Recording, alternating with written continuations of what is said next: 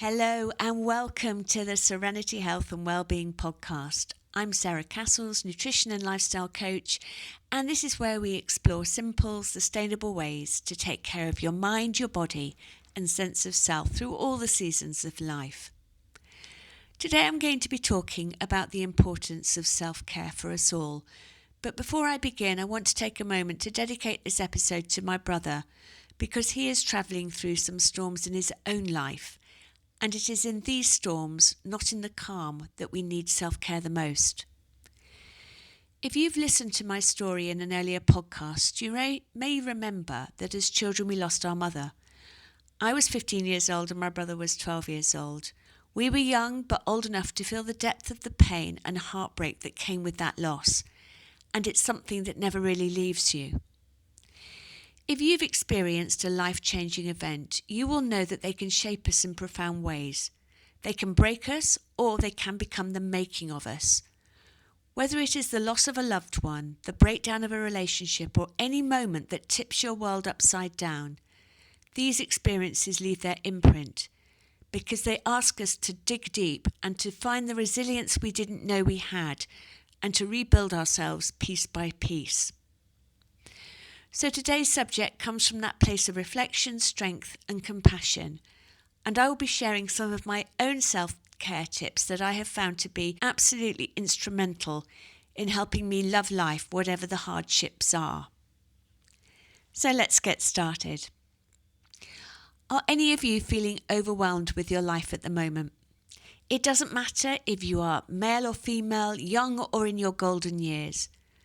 Culturally, there's often less emphasis on emotional openness in men.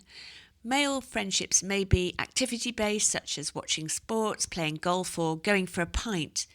Their connection is strong, but feelings are rarely spoken out loud. That doesn't make them less meaningful, but it can mean that during times of crisis, men often feel more isolated or unsure how to reach out. If you're someone who looks after everyone else, who copes, who keeps going, who is relied upon, but who deep down feels their world is caving in, then I hope you take something helpful away with you today. In my book, Living Well, Finding Simplicity After the Storm, I describe what I called as my rock bottom Monday, which was where the start of my recovery journey began and the end of my life as it was. I'm going to read an extract from that chapter now, and you'll find this in chapter 2 of my book, where I quote, "Reflecting back before that rock bottom Monday, I knew I was putting on a brave face, pretending I was fine and desperate not to look like I was weak and unable to cope.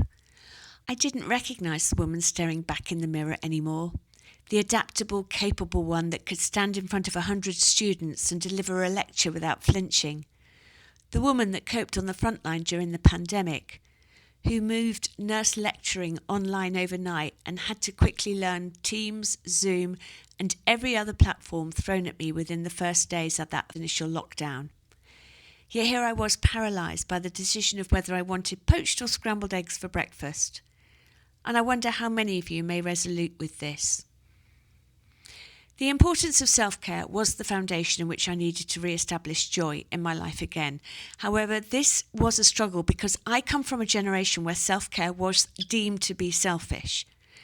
But since the pandemic, technology has blurred our boundaries and we are expected to be constantly available, productive and presentable. What I realise now and want to share with you is that self-care is no longer a luxury in the 21st century. It is a survival skill. So why is self-care not selfish and so important? Let me say right now, self-care isn't about escaping your life. It's about supporting yourself inside it. Somewhere along the way, self-care has become associated with spa days, bubble baths and expensive treats. And while these things are lovely, they are not what most of us need on a wet afternoon when we're tired, overwhelmed or stretched to capacity. Real self-care is much quieter than that. It is the way you speak to yourself when things don't go to plan, and a choice to pause rather than push. But above all, it's noticing when you're depleted and doing something about it, and that is why it is so important. When we don't practice self-care, we don't suddenly fall apart. We just slowly run ourselves down. We keep going, we keep coping, we keep managing until one day we can't. For me, that moment came on a Monday afternoon, and as I continued to try and run a lecture, I started to feel really weird. I felt that I was looking at myself from the outside in, and I felt so disorientated. I couldn't catch my breath, I had no saliva in my mouth, and so I had to constantly sip water. Then I started having chest pain and tightness across the whole of my upper body. I started to feel sick, lightheaded, and wondering if actually I was going to faint for the first time in my life. Someone apparently asked me if I was okay, and apparently I said, I'm not sure. A few hours later, I handed in my notice and found myself sitting in front of a therapist, which was where my journey of healing and self-care really started. When we start to fall apart, we become exhausted with trying to remain fine. Now, I hate that word fine, and I would truly recommend that you don't use it if you are not fine. Because when we are irritable, disconnected, and find ourselves unable to cope with any day-to-day decisions or issues that arise in life, we just keep on saying we are fine. You might be feeling like this right now, so I want you to take fine out of your vocabulary, because in truth, self-care isn't always what the world tells us it should be. Real self-care is messy. It's sometimes cancelling plans when you're feeling overwhelmed. There is no guilt in saying no, and for me, in the end, it was going to therapy, turning off notifications at certain times of day, eating food that nourished me rather than depleted me, moving my body gently, and choosing rest when everything around me kept saying stiff upper lip. So I'm going to share some of the tips that I do daily in order to protect myself and my own health and well-being. So let's get started. Tip number 1, establish a routine. If life feels particularly challenging at the moment and you're feeling overwhelmed, it's very easy to find yourself doing nothing at all. Not because you don't care and not because you're not capable, but because your mind is so busy carrying thoughts, worries and emotions that it feels impossible to know where to start. It doesn't have to be complicated. It might be making your bed, stepping outside for fresh air, journaling for 5 minutes, or having a nourishing meal. Over time, these small, consistent actions become gentle achievements and quiet reminders that you are moving forward. And it is often these small wins that begin to soften the feeling of being overwhelmed. Tip number 2, exercise. Exercise is often one of the first things to fall away when life feels overwhelming. There doesn't seem to be enough time, or your energy levels feel low, and sometimes finances make things like gym memberships or new trainers feel out of reach. But movement doesn't have to be expensive, and it doesn't have to be intense. Gentle exercise is fundamental to our overall health and well-being. Yes, it supports our physical health, getting our heart pumping and our muscles working, but its impact on our mood is just as powerful. Fresh air, natural light, a change of environment and the rhythm of your own footsteps can do more for your own emotional well-being than you might imagine. Research consistently shows that time spent walking outdoors has a profound effect on reducing stress and lifting your mood, often more so than structured indoor exercise. Now, that's not to say don't go to the gym if you enjoy it, absolutely do, but never underestimate the healing power of stepping outside and moving your body gently, even for just 10 or 15 minutes. Sometimes the simplest forms of movement are the most transformative. Tip number 3. Start journaling. Now, journaling is often underestimated. At times it can be labelled as a little wacky or unnecessary, something people presume they don't have the time, energy or inclination or motivation to do. And yet there is something deeply powerful about putting pen to paper. It doesn't need to be a lengthy essay, and there's no right or wrong way to do it. Simply jotting down your thoughts and feelings can help to quieten a busy mind, creating a sense of calm either at the start of the day or as a gentle release before sleep. Journaling gives your emotions somewhere to go. It's a safe, private space to process what you're carrying, and it can be incredibly simple. Even writing down 3 things you feel thankful for, however small, can have a profound impact over time. The brain cannot process anxiousness and gratefulness at the same time. You can replace your anxiousness with gratefulness. You will begin to focus on those moments of gratitude, and your mind will slowly start to seek them out more naturally. Just small reflections, written consistently, can create meaningful emotional shifts.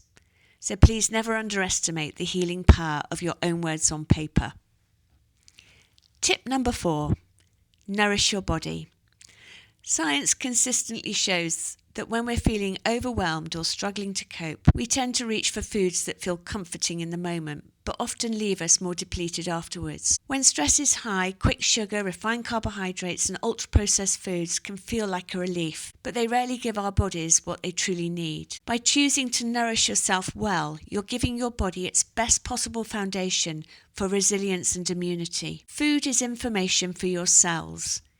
It influences your energy, your mood, your hormones, and your ability to cope with stress. And eating well does not have to be expensive or complicated. A simple meal made in minutes, such as eggs on whole grain toast, a bowl of lentil soup, Greek yogurt with nuts and berries, a quick stir fry with frozen vegetables will support you far more than pouring boiling water into a plastic pot over some dried noodles. Nourishment isn't about perfection.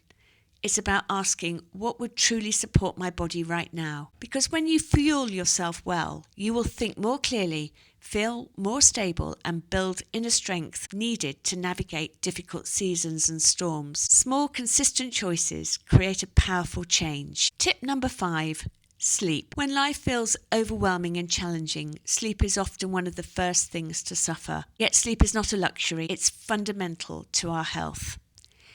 In a recent discussion on Radio 1 about mental health, it was highlighted just how deeply sleep deprivation can affect our ability to think clearly and regulate our emotions. When we are severely sleep deprived, our judgment becomes impaired, our reactions more impulsive, and our emotional resilience significantly reduced. Put simply, exhaustion makes everything feel harder.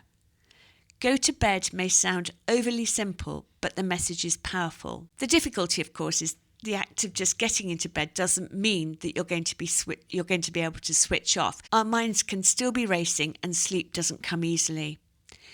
That's why establishing a calming bedtime routine is so important. Begin unwinding at least an hour before bed. Dim the lights, step away from screens, and keep your bedroom a space for sleep, not for watching television or scrolling. Blackout blinds, an eye mask, or earplugs can also make a significant difference, alongside gentle music or a sort of simple breathing technique or a warm milky drink. These may all help signal your body that it is safe to rest. Some people also find a magnesium supplement supportive in the evening, but I would always just suggest that you take this appropriately and discuss it with a professional if you are unsure. And if sleep feels persistently out of reach, please do seek support. Speaking to a healthcare practitioner about short-term, carefully monitored help can sometimes just be the bridge you need to restore a healthier sleep pattern. Remember, sleep restores perspective. It restores emotional balance, and it restores you. Never underestimate the power of a well-rested mind. Tip number 6, setting boundaries. Now, are you someone who feels guilty when you say no? You automatically say yes, even when you're exhausted, even when your diary is full, and even when you really need is just rest. You may even recognize a fear of missing out. That sense that if you don't go, don't help, don't show up, you're somehow letting people down, or you're missing out on any fun. And that in itself becomes a pressure. Let me gently reframe this for you. What if instead of that fear of missing out, you found joy in missing out? Because every time you say yes to something that drains you, you're saying no to something that restores you. Boundaries are not selfish. They are protective, and they safeguard your energy, your well-being, and your emotional capacity. And setting them doesn't have to be dramatic. It can be going for a quiet walk instead of attending an event, choosing a film and an early night, or spending an evening with a good book and your own thoughts. Honesty amongst friends can also mean that you can just say, sorry, not this time. I'm having a messy day and I just want to be at home. True friends will understand and respect your boundaries. Permission to step back is powerful, because when you honour your needs, you show up more fully, not only for yourself, but for others too. Boundaries really are where burnout ends and balance begins. And my last tip is friendship. As I have reached midlife, I have discovered that I prefer authenticity and connection of friends over quantity. For me, what matters most is that there needs to be trust with no gossip, some shared values, mutual respect, alongside a sense of integrity and willingness to be vulnerable, to check in with one another and to lean on each other during life's storms. My brother is finding that friendships that have become distant over the last few years due to life pressures were just waiting for him when he reached out. So whether I'm or any one of you are laughing over a coffee or a glass of wine or a beer, we are supporting each other through life storms, and these connections nourish your body, your mind, and your soul. To end this podcast, I'm going to ask you to take a gentle pause. Place a hand on your heart and ask yourself seriously, what do I need more of right now? What do I need less of? And where can I soften my expectations of myself? Let me finish by reiterating that self-care isn't selfish, it's essential. And you deserve it, not when everything's done and dusted at the end of the day, but while you are living your best life every single moment of every single day.